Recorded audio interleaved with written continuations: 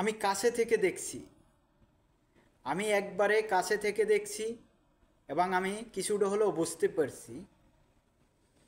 আসসালামু আলাইকুম এভরিওয়ান, আশা করি সকলেই ভালো আছেন।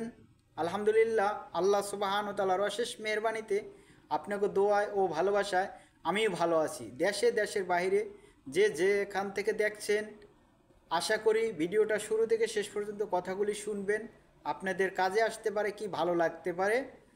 যদি ভালো লাগে ভিডিওটা লাইক কমেন্ট শেয়ার করে পাশেই থাকবেন, আইডিটা সবাই ফলো করবেন। নেক্সট টাইমে অন্য কোনো ভিডিও আপলোড করলে যেন আপনারা দেখতে পারেন। আমি একবারে কাছে থেকে দেখছি এবং অনেকটাই আমার বোঝার এবং জানার সৌভাগ্য হয়েছে। এজন্যে মহান রবের কাছে হাজারো শুকরিয়া যাপন করছি। একজন সন্তান বড় করতে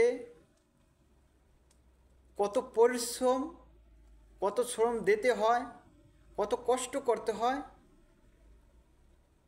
কত কিছু বিপদ সম্মুখীন হইতে হয়। আসলে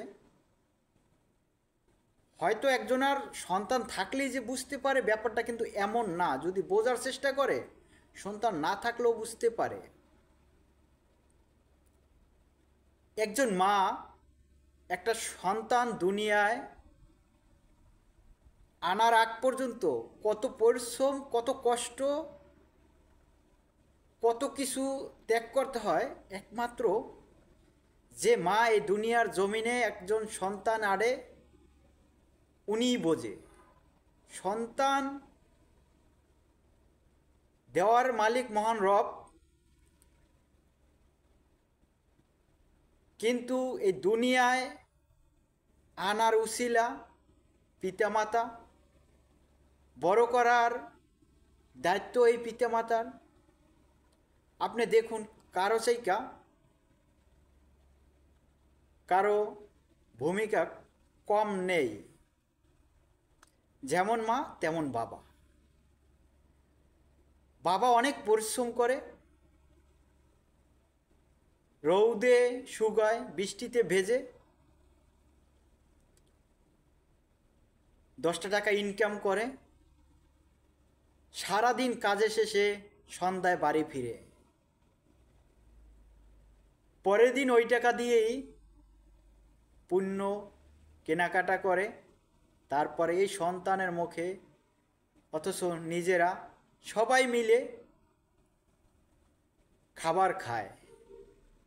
জিনিসগুলো যদি আমরা নীরবে ধীরে অস্তে একটু নিজের ব্রেনটে ঢুকাই, তাহলে কিন্তু অনেক মানুষ আমরা অনেক কিছু বুঝতে পারি এবং অতি দ্রুত আমরা মানুষের কষ্ট দূর করতেও সক্ষম হই। কেননা যে কোনো জিনিস আপনি না বুঝলে তো করতে পারবেন না।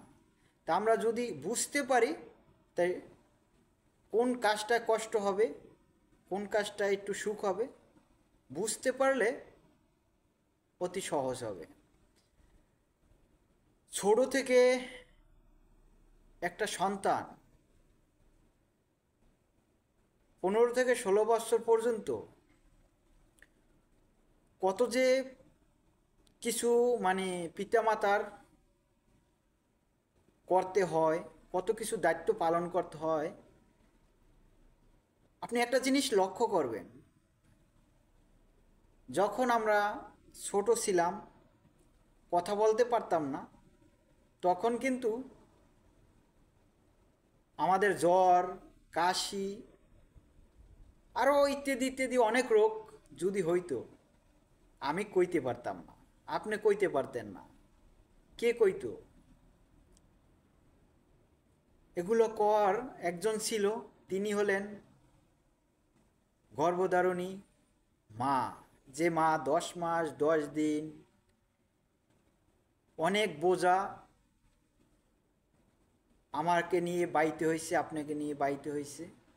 খাইতে কষ্ট, বইতে কষ্ট, হইতে কষ্ট, প্রত্যেকটা জায়গায় এই 10টা মাস অনেক কষ্ট করছে। সেই মা কিন্তু হাজারো কষ্ট করে আমাকে আপনাকে অতি যত্ন করে আদরের সহিত বড় করার স্বপ্ন দেখছে। আমি আপনি বড় হয়ে এই পিতামাতার মুখে হাসি ফুটাবো, এমনই কল্পনা ছিল। দুর্ভাগ্যজনক সবার কপালে এই রকমের স্বপ্নগুলো পূরণ হয় না। বর্তমান যুগে, বর্তমান কালে, বর্তমান সময় যেটাই বলেন না কেন, কেননা বর্তমান কিছু মেয়ে ছেলে উভয়ের কথা বলবো, মানে বাবা মা বুড়ো হয়ে গেলে তাদের কাছে বোঝা হয়ে যায়। কিন্তু একটা বার চিন্তা আসে না নাকি করে না, আমার মাথায় বুঝে আসে না যে এক সময় আমি কতটুকু ছিলাম, কই ছিলাম, আর এখন আমি কত বড় হয়েছি, কার কারণে হয়েছি, কার উসিলায় হয়েছি, কথাগুলি একটাবার ভাবা উচিত। যে মানুষটার কারণে আমি আজ এত দূর, এত বড়, এত সুন্দর কথা বলি, সেই মানুষটার অবহেলার করো, তোমার কি একটু কষ্ট লাগে না? আমি মনে করি তারে অবহেলা, তুচ্ছ, খারাপ চোখে দেখার আর কোনো মানেই আসে না। কারণ একটি কথা আমরা সবাই জানি, মহান রবের পরই পিতামাতার একটা স্থান।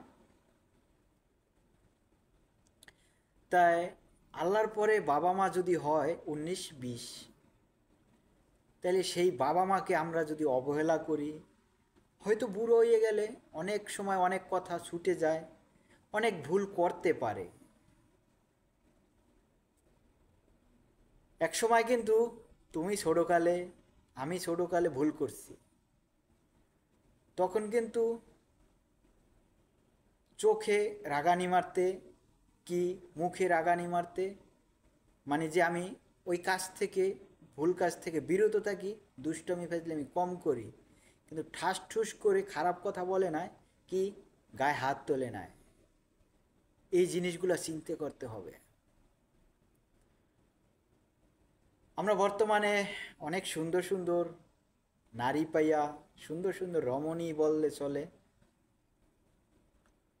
ভালো জব করি, ভালো একটা মোটা অঙ্কের স্যালারি পাই, আর বাবা মা ওই গ্রামে টিনের চালে থাকে, আমি ফ্ল্যাট কিনে আমার ওয়াইফ নিয়ে খুব রাজধানীতে রাজার হালে বসবাস করছি। একটাবার লজ্জা থাকা উচিত আমার আর আপনার, যে এক সময় কিন্তু এই বাবা মা, আমি যখন হাগু প্রসাব করে খাতা বালিশ ভিজাইছি, তখন ওডি মা ঘুমের পাতালি সরাইয়া মা আমারে আবার বিছনা চেঞ্জ করে দিছে, কি শুকনা জায়গায় আমার রাখছে, মা ওই ভিজা জায়গায় শুয়ে রইছে। সেই জনম দুঃখী মা বাবাকে সুস্থ জ্ঞানে কষ্ট দেওয়াটা আমার আপনার জন্যে ঠিক হবে না। তা প্লিজ আমি সবার কাছে একটি কথা বলতে চাই, আল্লাহর পরে যাতে বাবা মা, তা আমরা হয়তো সবাই সমান না, বুড়া হইলে একটা কথা আছে, বুড়ো আর গুড়া সমান কথা, বুড়ো হইলে অনেক মানুষের কথা ছুটে যায়, কি ভুল কাজ করে, এগুলো একটু বুঝে শুনিয়ে মেনে নেন। এজন্যে কি হবে, আল্লাহ সুবহানাহু ওয়া তাআলা আপনার প্রতি অনেক খুশি হবে, রহমত বর্ষিত হবে, আপনার উপরে বরকত বেশি বেশি নাজিল হবে, আপনার আল্লাহ সুস্থ রাখবে, সর্বদাই আল্লাহ আপনারে হেল্প করবে, খুব ভালো রাখবে।